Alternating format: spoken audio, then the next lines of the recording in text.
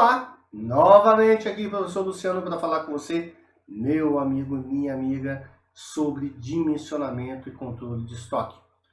É um tópico dentro de administração de materiais e recursos patrimoniais. E hoje nós vamos estar falando de mais um ponto, um subtópico dentro dele, que são o sistema de controles de estoque. Professor, sistema de controle de estoque tem alguns, como é que isso funciona? Nós vamos ver. Então, logicamente, a primeira coisa que a gente tem que entender é como acontece, né? Então, dimensionar e controlar os estoques é um tema importante e preocupante, até porque o estoque é grana. Grana na veia, tá? Estocou, tá gastando dinheiro, dinheiro parado. Se você não vender, você não recupera nunca mais. Descobrir formas para reduzir estoques sem afetar o processo produtivo e sem o crescimento de custos é um dos maiores desafios que os empresários estão encontrando. Então, o tempo todo está se buscando fazer justamente isso aí. Reduzir o estoque, mas sem deixar faltar. E aí, como é que eu faço? Qual é o ponto exato? Gente, tem várias técnicas, mas depende do que você faz, do que você produz, do que você estoca, do que você precisa. E as quantidades. A maioria das grandes empresas não está mais enfatizando o quanto vai me custar o estoque. A preocupação não é mais quanto. Até porque o quanto depende do quando. Quando eu vou precisar e quanto eu vou precisar. Então não é só mais o valor do estoque em si, agora é quando eu vou precisar daquele estoque. Possuir em estoque a quantidade correta no tempo incorreto não adianta nada, nem resolve nada. Pois a determinação desses prazos é que é importante. Então, saber quando a gente vai precisar é importantíssimo para qualquer empresa. Até por caso, imagina, quando é que eu vou precisar de ter um arroz porque eu quero fazer um arrozinho. Estou falando de arroz porque eu faço um arroz excelente, tá, gente? Mas quando é que eu vou precisar de ter um arroz lá em casa para fazer? Eu não sei. Por isso que lá na hora que você abre tem lá um estoquezinho de arroz lá que daria para fazer arroz por uma certa quantidade de tempo. Mas eu não sei quando que eu vou usar, quando eu não vou usar. Eu ainda não parei para medir o meu consumo de arroz. E se eu medir vai ser louco, porque tem dia que você almoça na rua, tem dia que você almoça em casa, almoça na casa da sogra. Acontece um monte de coisa. Então, muitas vezes o interessante seria, eu sei quando eu vou precisar, então eu só vou pegar aquele arroz só chega para mim quando eu for precisar. Tá entendendo? Quando? Não o quanto vai me custar aquele arroz, mas o quando é importante. Bom, tocando aí, um dos sistemas que a gente tem é o sistema de 2 gavetas. Esse método é o mais simples para controlar os estoques. Por sua simplicidade, é recomendável a utilização para as classes C, ou seja, itens da classe que não são tão necessários que você fique vigiando de perto, como a gente viu na aula sobre classificação ABC do estoque. Tem seu uso bastante difundido em revendedores de autopeças e no comércio varejistas de pequeno porte. Por quê? Porque tem coisas muito baratas, né? Coisas que são facilmente ali, se repõe, não tem muito estresse para isso. Então, o estoque que inicia o processo é armazenado nessas 2 caixas. Deixa eu mostrar aqui para você. Nessas 2 caixas ou gavetas. A caixa A tem uma quantidade de material suficiente para atender ao consumo. Então, essa aqui tem um número suficiente para atender ao consumo durante o tempo de reposição, mais o estoque de segurança. Ou seja, quantidade igual consumo vezes tempo de reposição mais estoque mínimo ou estoque de segurança. Então, esse sistema 2 gavetas aqui, ele funciona mais ou menos assim. A gente vai usando, vou dar um exemplo assim. Imagina que eu tenho duas torrezinhas daquela de copo descartável. A torre A não é para usar, a torre B não é para usar, só a torre A. E aí, na hora que você chega lá, você faz o seguinte, estou usando tudo aqui. Na hora que eu zerar aqui, eu tenho a torre B ainda para me usar. É a hora que eu vou poder fazer o quê? Ir lá e completar tranquilamente, sem deixar faltar, a minha torre A que eu usei toda. Então a ideia justamente é essa. Tem alguns que trazem uma linha, né? Não é o caso aqui, mas trazem uma linha. Na hora que chega nessa linha é a hora de repor. Então, assim, facilmente controla esse estoque. Um outro não vou dizer que é o de 2 gavetas, mas funciona igual. O tanque de reservatório do seu carro, quando entra na reserva, o que ele faz? Acende uma luz, né, os carros mais modernos, alguns até falam com você, abastecer, né? E aí ele acende uma luz indicando que você já está no estoque de segurança, vai lá e complete a caixinha que está vazia, ou no caso, o tanque inteiro que está vazio no seu carro. Outro sisteminha que tem é o sistema dos máximos e mínimos. Ou seja, pelas dificuldades para a determinação do consumo e pelas variações do tempo de reposição, é que usamos o sistema máximo e mínimo, também chamado de sistema de quantidades fixas. E aí, elas constituem na determinação de quê? Primeira coisa, determinar o consumo previsto para o item desejado. Então, a gente tem que determinar um consumo ali, como é que é o consumo disso ao longo do dia, semana, mês, ano, como é que funciona.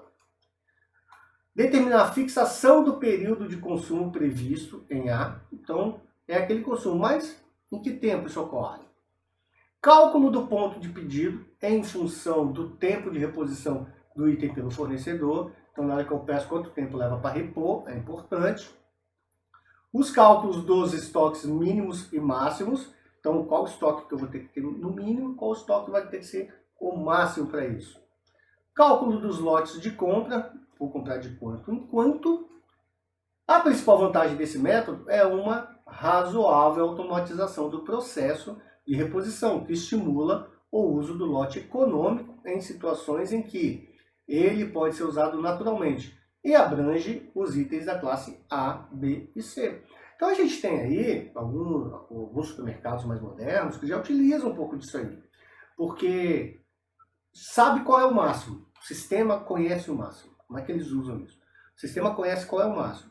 Então a partir da hora que eu tirei uma unidade, ele não completa automaticamente, ele não faz o pedido de compra automaticamente.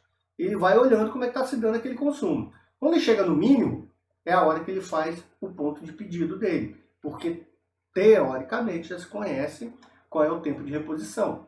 E aí o sistema já pede, mas já pede em que quantidade? Aquela quantidade que vá completar o nível máximo do estoque, não passar e nem deixar faltando.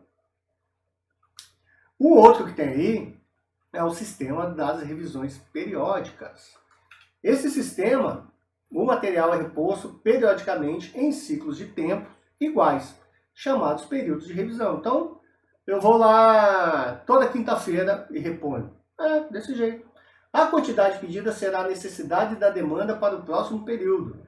E aí lembra, hein? Se for sazonal, começa a ficar um negócio meio... Quanto que eu vou precisar para o mês que vem, mas mês que vem começa férias, eu tenho que levar isso em conta. Considera-se também um estoque mínimo ou de segurança e ele deve ser dimensionado de forma que previna o consumo acima do normal. Talvez para sazonalidade, mas lembra que o estoque de segurança ele não pode ser tão grande, né?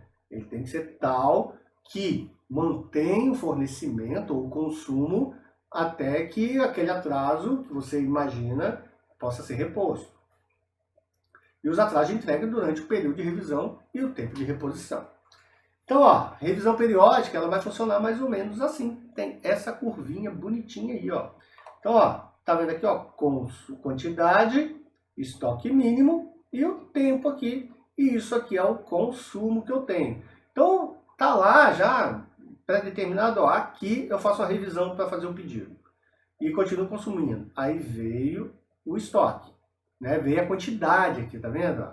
Nessa quantidade, aqui eu faço a revisão. E aí veio e completa. E aí foi usando. Faço a revisão. Consumiu mais do que o necessário. Chegou aqui no zero, usou o estoque mínimo. E aí a quantidade é a mesma. Então a revisão tem que ser tal de que vá se manter uma previsibilidade de consumo.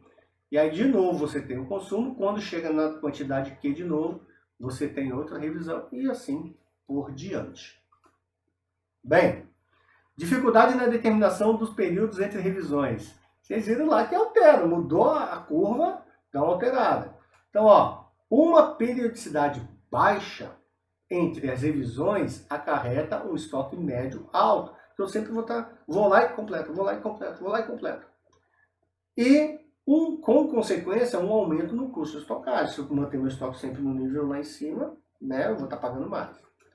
Uma periodicidade alta entre as revisões, ou seja, mais espaçada, acarreta um baixo estoque médio e, como consequência, um aumento nos custos de pedido, porque o estoque está sempre lá embaixo, e risco de ruptura. O que é essa ruptura, professor? Deixei de fornecer, deixei de entregar, zerei o estoque. Isso é uma ruptura, o que ninguém quer, tá? Então, aí, partindo desse princípio, a gente tem aí a escolha de um calendário para as revisões. Como fazer? O que levar em conta? Definir o volume dos materiais a comprar. Eu tenho que listar os itens de uso comum para serem processados simultaneamente. Tem-se que executar uma compra única, efetuar compras e entregas programadas, optando pela determinação das periodicidades mais convenientes das necessidades. Então é aquela história, vou contar uma pequena história para vocês. Antigamente, né, quando não era tão integrado assim o sistema de informação, o que vinha? Você fazia o pedido para receber na outra semana. Então você tinha que ter essa ideia de consumo. Às vezes alguma empresa ou outra ainda falava, você consome mais ou menos assim, então pode pedir assim que você vai ver que vai ser bom para a sua empresa, pelo que você vende. Então, esse tipo de coisa, né, é meio empírico, é meio no fazer, vem né, na experimentação da coisa para que você possa estar fazendo um sistema de revisões simplesmente periódicas, né? Professor, qual é o melhor sistema?